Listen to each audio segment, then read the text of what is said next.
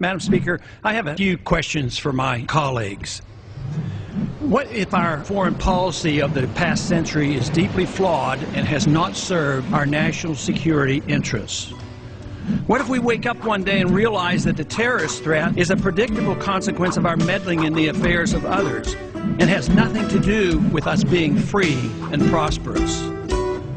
What if propping up repressive regimes in the Middle East endangers both the United States and Israel? What if occupying countries like Iraq and Afghanistan and bombing Pakistan is directly related to the hatred directed toward us? What if someday it dawns on us that losing over 5,000 American military personnel in the Middle East since 9/11 is not a fair trade-off for the loss of nearly 3,000 American citizens, no matter how many Iraqi, Pakistani, and Afghan people are killed or displaced? What if we finally decide that torture, even if called enhanced interrogation technique, is self-destructive and produces no useful information, and that contracting it out to a third world nation is just as evil? What if it is finally realized that war and military spending is always destructive to the economy?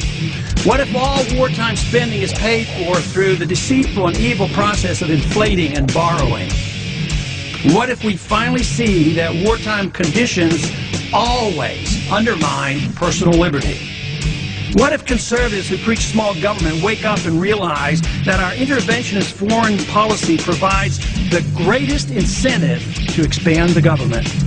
What if conservatives understood once again that their only logical position is to reject military intervention and managing an empire throughout the world? What if the American people woke up and understood that the official reasons for going to war are almost always based on lies and promoted by war propaganda in order to serve special interests? What if we as a nation came to realize that the quest for empire eventually destroys all great nations? What if Obama has no intention of leaving Iraq? What if a military draft is being planned for the wars that will spread if our foreign policy is not changed? What if the American people learn the truth, that our foreign policy has nothing to do with national security, that it never changes from one administration to the next? What if war and preparation for war is a racket serving the special interests? What if President Obama is completely wrong about Afghanistan and turns out worse than Iraq and Vietnam put together? What if Christianity actually teaches peace and not preventive wars of aggression? What if diplomacy is found to be superior to bombs and bribes in protecting America? What happens if my concerns are completely unfounded? Nothing.